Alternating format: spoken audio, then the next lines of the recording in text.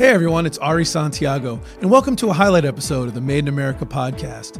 You know, over the last nearly 2 years, I've had the pleasure of talking to dozens of leaders across Connecticut to help advance our dual goals here. One, to share the great things that are happening in manufacturing and the tremendous careers that are available there. And two, to provide a platform where we can learn and grow together.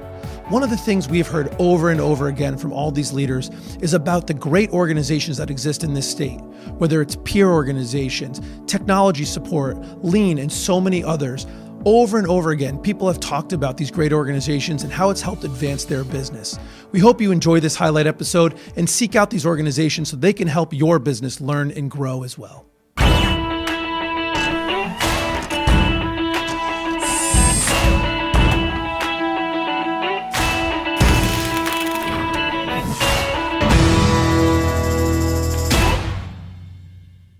A quick interruption to remind you to like, subscribe, and rate this podcast so we can get your feedback and know how to make it better. Today, I'm with Pedro Soto, President and CEO of High Grade Precision Technologies. ACM is well known, and I don't know if all manufacturers know in Connecticut, but the aerospace component manufacturers, that group, is the envy of the aerospace world, literally. Yeah. People in other countries, including other places where aerospace is prevalent, other places in the US and Great Britain, want to understand how we have this. So for anyone that doesn't know, what is the ACM and why do people envy it? So the ACM, the Aerospace Component Manufacturers Association, is a regional trade group.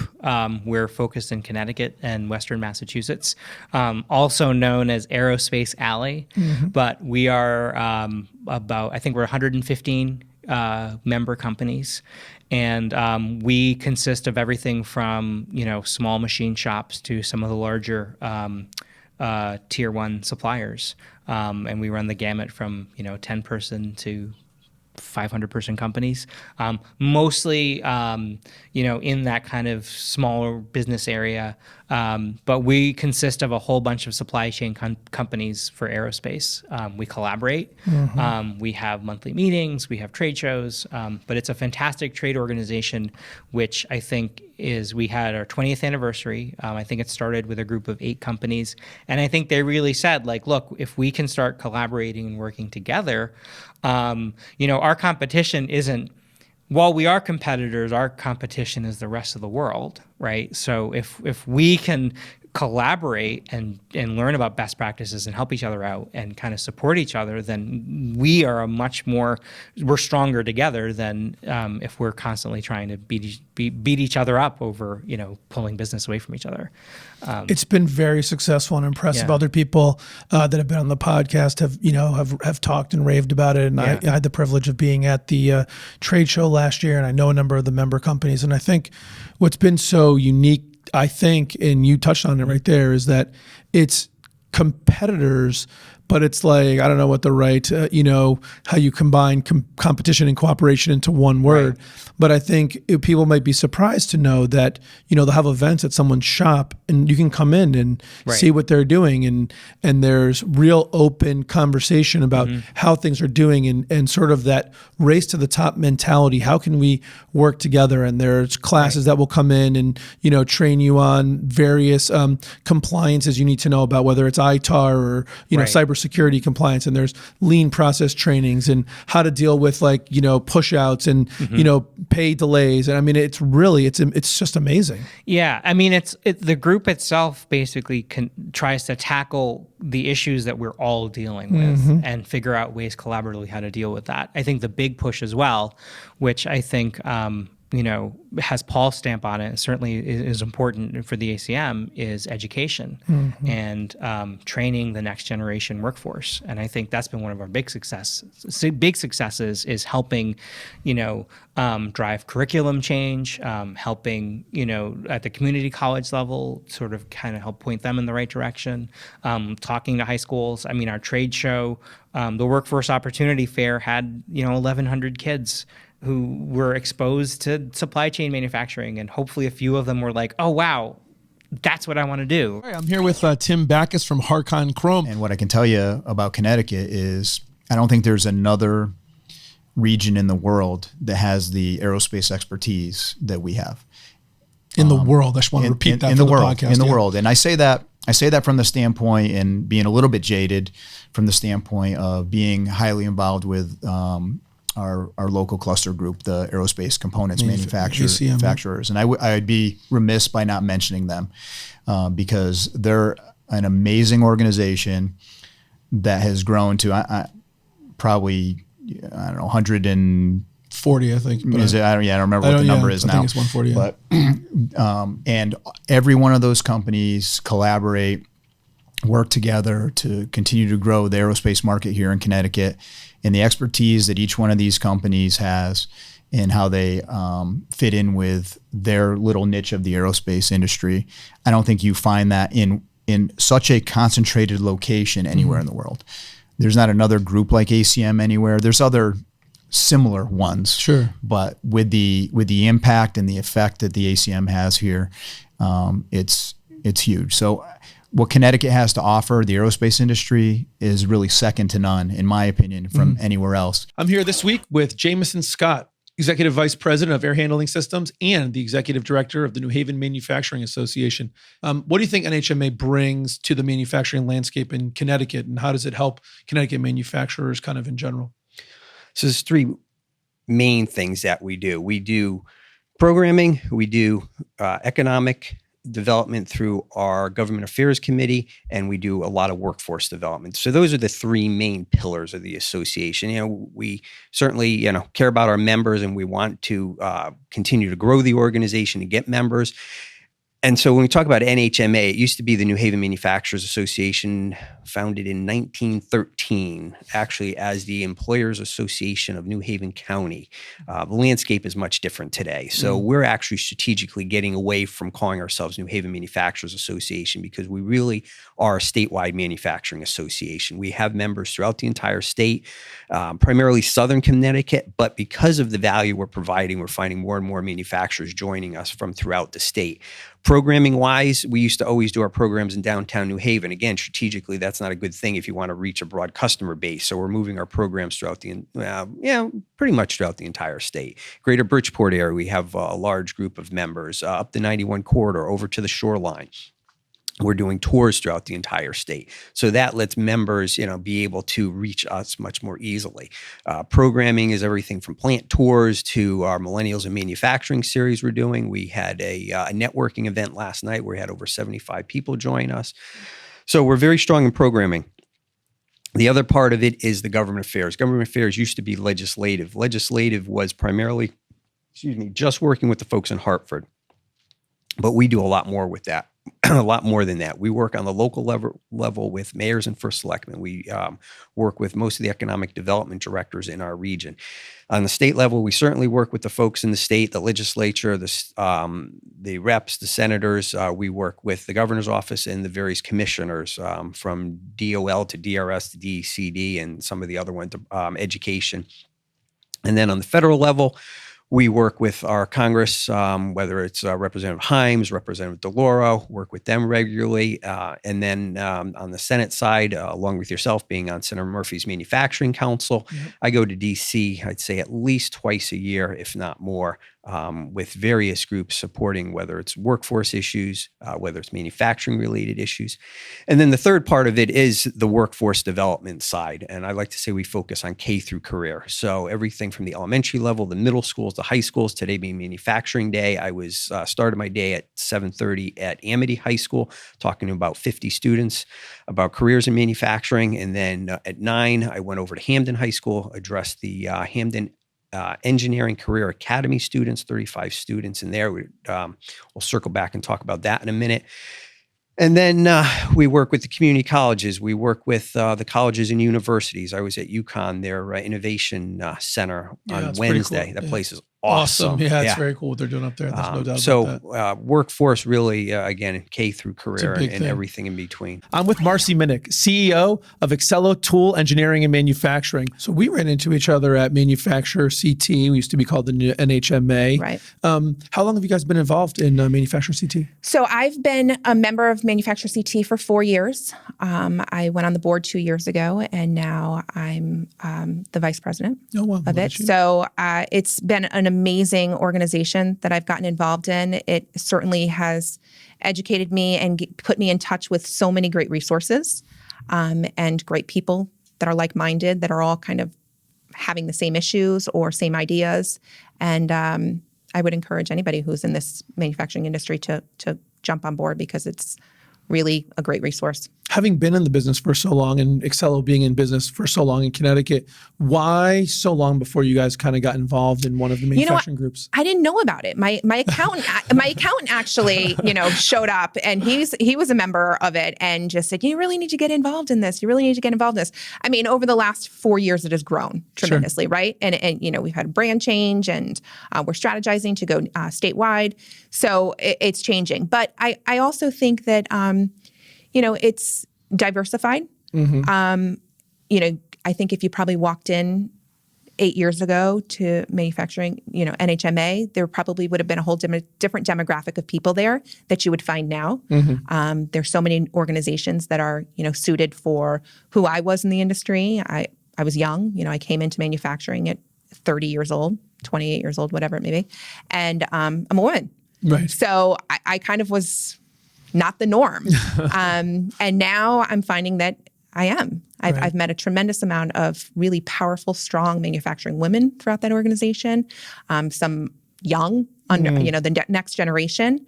So I think as it changes and as it morphs into the next generation, you're going to find it to be even a greater resource. Do you find that the group Manufacturer CT and other groups in Connecticut have been helpful in helping, number one, to educate you on what manufacturing is and see different aspects, as well as helping you network with other women and other people in manufacturing? Absolutely. Yeah. Absolutely. There's, a slew of organizations out there. The other one we belong to is Women in Manufacturing, WIM, which I went to a conference that they had done in Boston 2 years ago, which, absolutely blew my socks off. It was really phenomenal to see. It was a room full of really bright, really powerful, really innovative women who are all engaged and supported by this manufacturing community.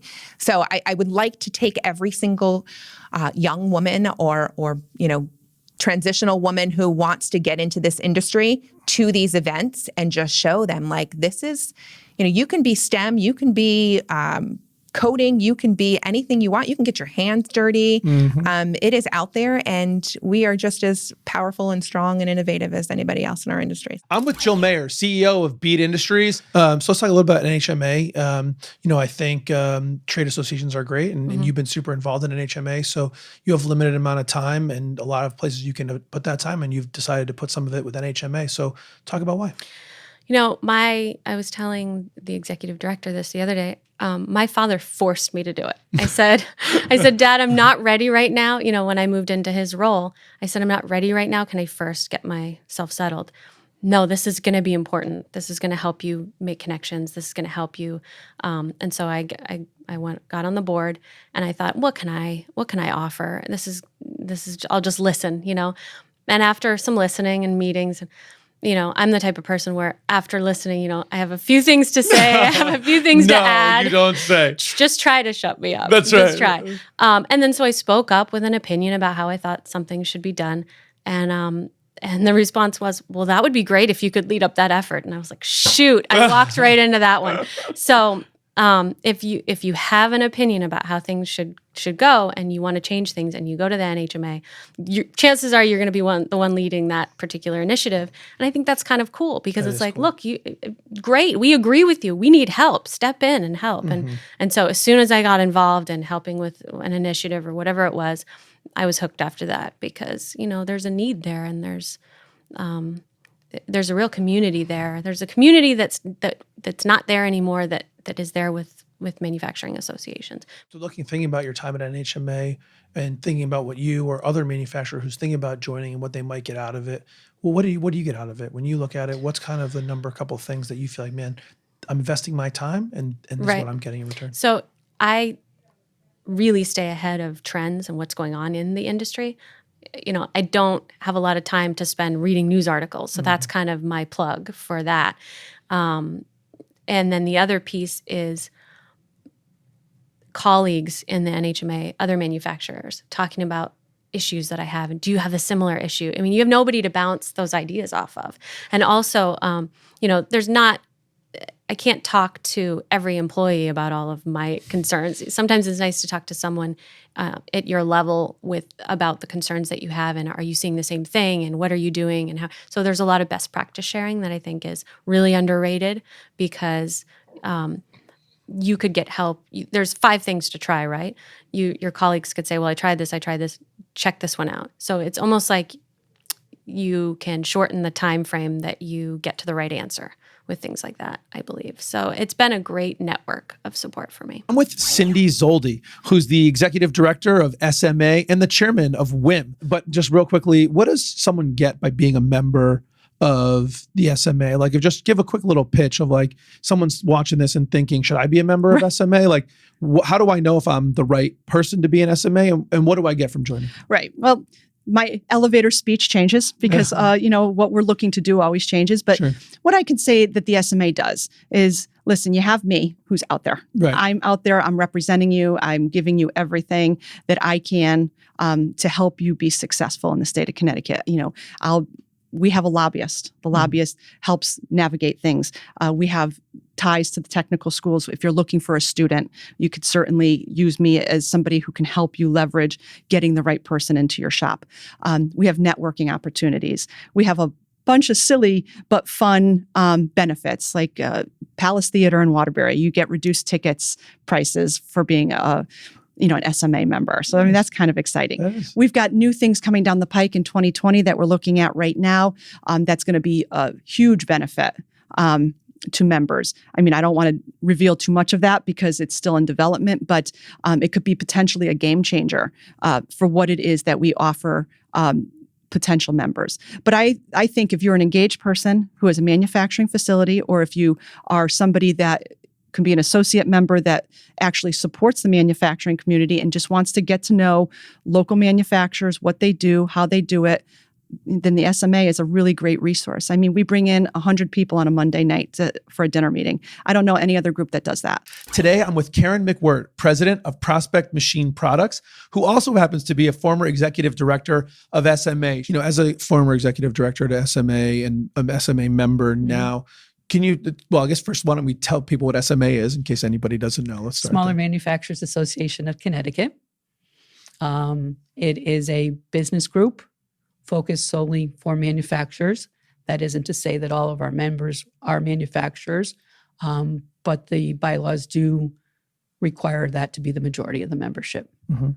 Providing services to the members as far as new topics that are coming on, working in the educational area, working in the legislative area. So pretty well-rounded, been around for quite some time. Absolutely. I think SMA is the second name even. I think originally it was like the Waterbury Manufacturers or something like that. And I know SMA is a part of the Connecticut Manufacturers Collaborative, the CMC. So from your perch as former executive director and now as a member, what's some value that you think people get by being a member of SMA? Well, I think you touched on it earlier when you talked about colleagues and peers, but I think it's also helpful for the educational side of it. We have also utilized that relationship to better understand the apprenticeship program, involvement with the tech schools within the state. It's very customary for us at Prospect Machine to have an apprentice.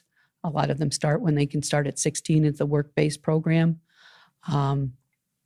Without that connection to the SMA, you might not know that the way about to even get involved.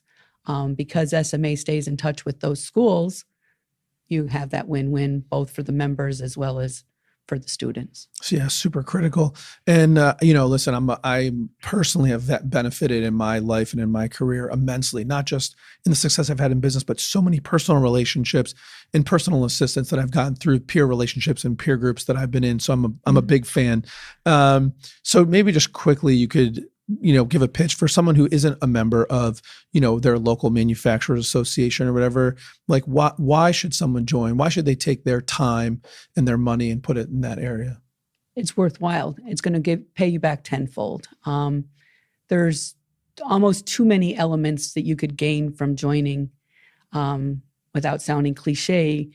But once again, to talk to somebody who maybe had a similar problem, came up with a resolution. Or let's say there's a new standard coming out, having the opportunity to get some free, for all intents and purposes, without hiring the consultant, some better understanding or training of that idea, to get greater awareness about what programs are available for manufacturing, and just in general, to further support manufacturing in the state of Connecticut. Today, I'm with Nancy Traver from Traver IDC. Talk about SMA and your involvement there. What prompted you to get involved? What is your involvement? I had been going to some of the SMA meetings over the years that I've been back in the business, and I find, again, great friendships, great interest in the types of activities that the presentations are always really well attended, and some of the social events and different things that we've been including. And so I'm actually membership chair, and looking to help support the organization in that way. Also secretary treasurer, so kind of working my way up in the organization that way also. So. Why would somebody who's listening to this right now, who's maybe like kind of in the greater Waterbury area or just interested in the SMA, why would they want to join, do you think? One of the reasons is the support of things that you can't do as you're in the business, right? So the legislative connection and the newsletter and the informational purposes, going to the different programs, all of those things, I think, just give you a support system well beyond what anybody's capable in this multitasking, fast-paced world that we are all in. So. Support in all of those ways. I'm here today with Ray Coombs, president of a Westminster Tool. Before we get to rapid fire, I don't know if you want to touch at all on EMA, which I know we're both deeply involved in. If there's anything you wanted to plug on the EMA front or anything you're doing with the Plastics Academy. So the EMA, Eastern Advanced Manufacturing Alliance. well done, started for myself and 7 guys 10 years ago, when I started down the journey of getting involved in the community. And in order to solve that problem of workforce development, there's many, many different fronts of it. One of them, and we didn't touch on it all, was community. But we started, that back then was Quinnebog Valley Plastics Institute or something like that. So we had a program, a 2-year associate's program at QV. During the first crash, that went away very quickly. And then it evolved. What I saw from actually, I was driven to grow that because when I walked to academia with my 15 employees, they said, well, why don't you leave your card at the door or whatever? Nobody would listen. So what I need, I got short man syndrome. I went and I got a bunch of people that their voice mattered, and I got us together on a crusade, a common cause for the good of everyone. And that's how we came together. From that, we said, wow, we're living a lot of the same dreams/nightmares. We should get together more. And so then we expanded it. We were just with QV. We expanded it to 3 Rivers, and now we're including Middlesex in the middle of the state. It's the predominant mantra or marching orders for EMA is really that topic of workforce development presently. It could be something completely different 3 years from now. But it is, now EMA's up to 68? 76. 76 members, right. Which is a big growth from the 7 or 6, 7, 8 we started with. And I agree, workforce development, which is just so absolutely critical. It dovetails to me so nicely with what you're doing at Westminster, because talent development and the availability of talent is the battleground we need to win in the future. We need to win it in our companies, and we need to win it in our community. And so it's awesome that you're out there doing that with EMA and building. And I don't even know how many people, I didn't know how big kind of plastics was in Connecticut. It's big, and it's awesome to be building up a platform for that. Continuing our theme with tremendous women in manufacturing, I am so excited to have Meredith Shea on the podcast today. Meredith and I know each other from serving on the board of EMA and from her just being such a tremendous person and supporter of Connecticut, CEO of Incord in Colchester, Connecticut. I'm involved in EMA like you are because I really believe we're creating a workplace for future generations. And I want those future generations to understand how important manufacturing is in the U.S., how great a career can be for them, and that we don't want to lose those skills in our communities. that value that they can bring, even if the company goes away, you'll never lose those skills. Those are translatable skills where you can add value to anything. You could start working in your garage and with the skills you've learned, start your own business. We want to teach that to people. We want them to believe in themselves. I'm with Chris DiPentima, President, CEO of CBIA. However, and I know CBIA is for all businesses, but this is a manufacturing podcast, so we're going to stick to that. How do you think manufacturers benefit from CBIA? Well, there's a lot of things that CBIA offers. I'm still learning on day 3. It's amazing how many services CBIA has that I didn't know about. And I've been a board member for 8 years and a member for 15 years before becoming the president and CEO. For our small and medium-sized businesses, we offer insurance, right? So we offer basically kind of a group-sized insurance that hopefully keeps your insurance costs lower. Insurance benefits are some of the higher costs that people see. Included insurance is not just medical and healthcare, but we also do property and casualty. We have a workers' comp, which a lot of the manufacturing community takes advantage of because workers' comp can be very high for manufacturers and quite costly. It's not probably well publicized and well known that we have this workers' comp insurance, but it's used quite a bit by the manufacturing community and probably can be used more. We have energy services that we try to broker energy services in order to give people the best pricing on energy. For manufacturers, energy is usually one of your top 5 line items on the P&L as far as a cost point of view. So obviously that helps manufacturers from a direct cost competitiveness point of view. Obviously, CBIA is known for its lobbying and its trying to advocate for businesses and have a strong, thriving business climate with favorable business regulations and policies. And that's around taxes, that could be around regulations, DEP, environmental policies and regulations, which certainly no doubt affect manufacturers. There's just CBIA offers a lot, and one of my early things, including CONNSTEP and our affiliate, which is primarily focused on manufacturers but works in other industry sectors around improving, growing your top line, helping you grow your top line with strategy and marketing, and also improving your bottom line through operational efficiencies, lean, cybersecurity now, and cybersecurity assessments, which are critical, as you know, through the CMMC in order to do defense work. So CBIA offers a variety of services. One of my early things, as I was just about to say, is I need to get that on a one-pager. We need to get that at CBIA on a one-pager and get it out to the world so that our current members know, hey, you have these other things and take advantage of them because you're a member of CBIA. And our people who aren't members of CBIA understand, okay, now I know the full value of CBIA. They're not just a lobbying group, but they're not just a health insurance group, but they do all these other things, which are very helpful for manufacturers. We have Reena Patel, Vice President of Operations at RSCC Cable and Wire. I believe that CBIA brings a lot to the table.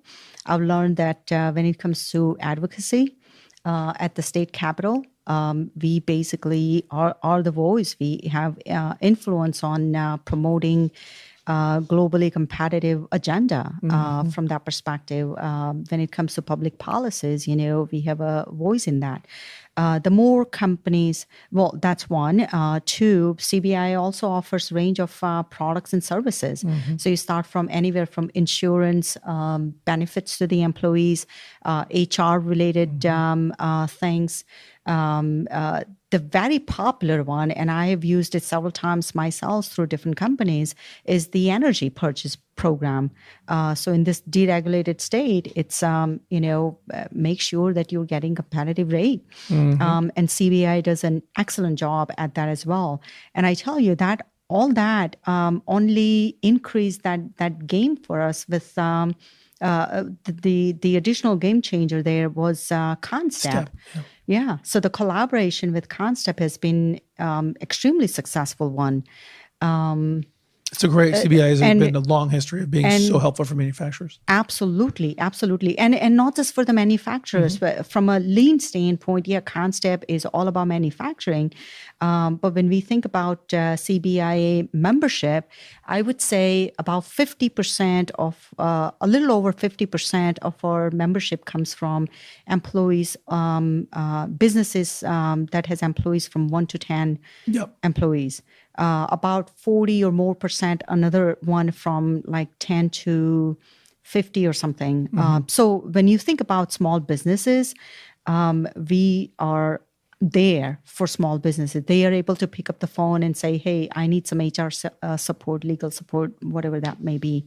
And as you recognize, during the COVID time, we did a tremendous job. That kudos to Joe from that standpoint of getting the meetings and getting the word out there and supporting a lot of businesses as to what COVID was about, and getting UTC. I think it was UTC person to speak to that. And the third, I would say, is that the more members we have, the bigger the cloud we have. It's as simple as that. So anyone wants to look up ROI, I'm a business person, you're a business person, Ari, please go to CBIA.com, take a look on who we are. And there is actually, based on the services that each business requires, you can actually take a look at the ROI. Today, I'm with George Gearing, president of Gearing Metal Finishing. Correct. You had mentioned NMA, you mentioned CBIA. Yep. So let's talk about that a little bit. Are you pretty involved in some different manufacturing groups, and with limits on your time and all the different stuff we've talked about you got to do? Why? It sounds like you are involved. Why do you choose to spend your time there?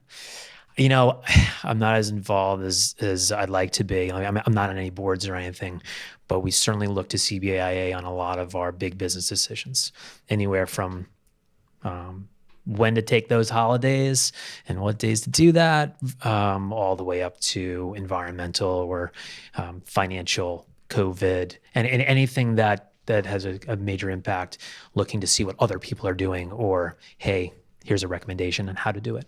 And so you found CBIA and the NMA, with the National Manufacturing Association, for anyone that doesn't know, you found those organizations have been helpful for you National along Manufacturing the way. has been key to getting awareness on getting business back into America. Yeah. And promoting into Washington, hey, we got to do something about it. I'm here with Ron Angelo, president and CEO of CCAT. So let's say that I am one of those smaller, manufacturers, 30, 40 employee manufacturers. I'm doing some medical device manufacturing, let's say. How does CCAT help me? How do I use the technology, the training, whatever that CCAT has to make my business better? Well, we do everything from we can go into a business, and we work actually in conjunction with partners, remember. So our partners like CONNSTEP, the University of Connecticut, the University of Hartford, Goodwin College, the community college system, very, very, very important to our mission. So it's important that we're all aligned, and we have a lot of work to do in regarding the alignment and the type of collaborations that we have. But we can go into a company and assist them with, let's say they have a piece of equipment. Are they optimizing that piece of equipment? Are they using it the right way? Can we build more efficiencies? Can we sensor that piece of equipment to now begin to collect data? Again, start implementing smart manufacturing, Industry 4.0 technologies into their existing platform. So we can do things like that. We can help with incumbent worker training. So if they've got a group of experienced people on their shop floor, but they don't know about additive yet, how do we now introduce them to these new technologies? We do programs with Siemens NX so they can become more proficient in their programming, things like that. But the real kind of gem is, let's say they're doing a part that they've been running for years, maybe with a global industrial company. That company now comes to them and says, we need this part. We want you to design and make this part additively now with a hybrid alloy, totally different than what you've been doing. That's where CCAT comes in, and we've already gotten calls like that. How do we do this? What's the best technology? What materials are we going to use? What do we do? We have to educate them now start to finish, and we're just at the very genesis of this now, which is really interesting. And if Connecticut, and I'm not saying if because Connecticut is, we're going to hit the mark. We need to be right in that sweet spot to be able to deliver these capabilities to our supply chain. And if we don't, then we're going to see what's happened in the past few decades around Huntsville, Alabama, and in other parts of the country that have grown tremendously. Well, they've grown it because they've attracted the technologies. So once you attract the technology, that's where the jobs migrate. So we're trying to make sure we build this continuum in place, leading with technology, following with training, incumbent worker training, and following even down the road with actually STEM awareness and education. I'm here with Dave Parmalee, president of Wepco Plastics. You mentioned CCAT, you mentioned CONNSTEP, and you guys are out there. I just, talk a little bit about your engagement with CCAT and how as a small business, not really in aerospace, that you guys got into working with CCAT and what the value you got out of it was. It's been invaluable, our partnership with CCAT. Charles and Lynn get along great, and they look out for us if there's anything new coming up the pipeline. They talked to us about it. We use their facility for traction meetings off-site, which helps because no one's bothering us. They've been fantastic with the grants. So the grant we got to do our surveys, that was all through CCAT.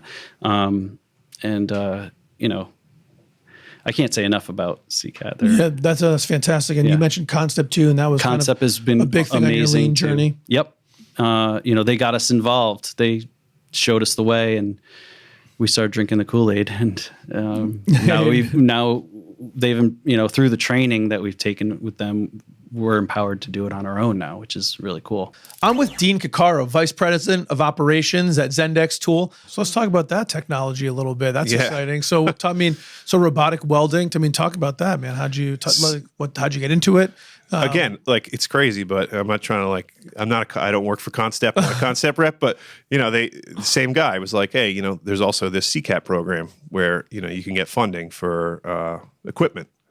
And so we ended up getting a grant, from that program to finance a portion of this robotic welder that we brought in. Isn't it super interesting? We talked about this a little bit off camera earlier, but just, it's funny. There's all these different stuff out there, but no one knows about it. I had no idea. And all you got to do is get started, right? You get started, whether it gets started with CONNSTEP or whatever, you get started and then you invest that time and energy to learn, you get the benefits of lean, and then that's when introduce you to somebody else and you learn about something else. And all of a sudden you look back and you've got this amazing trail of knowledge and opportunities that sort of came your way. I'm really excited to talk to today's guest. I have Bonnie Del Conte, who's the president and CEO of CONNSTEP, a longtime fixture in Connecticut manufacturing. What are the different ways that manufacturers who are in the audience listening right now, just really want to try and bring them some value?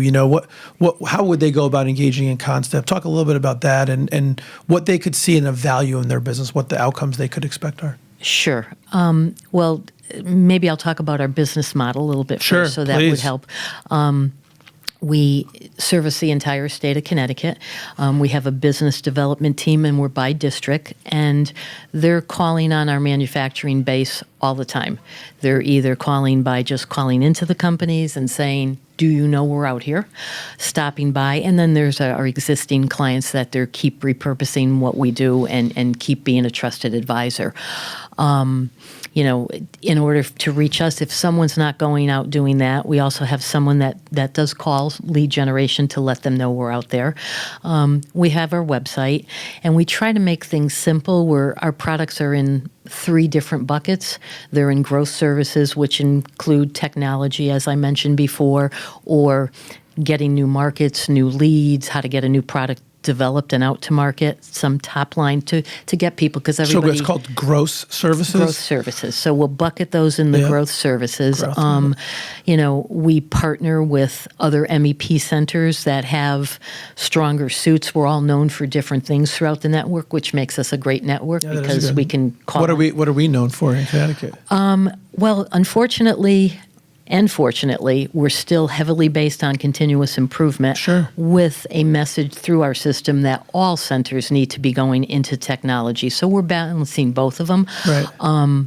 Again, our shops are job shops. They're smaller. We're differently structured, and we're a different manufacturing base than California. Sure, of course. For all the reasons that we're all aware of. So we are continuous improvement, but we're making a bigger mark on technology by partnering with other people. I'm here with Tom McGuire, Vice President of Business Development from Industrial Heater. So I know that the lean and the Kaizen you were talking about, something that's been over the last several years that you guys have really gotten into. Have you partnered with any outside firm to help you get through that? Be reading books? How'd you guys do that?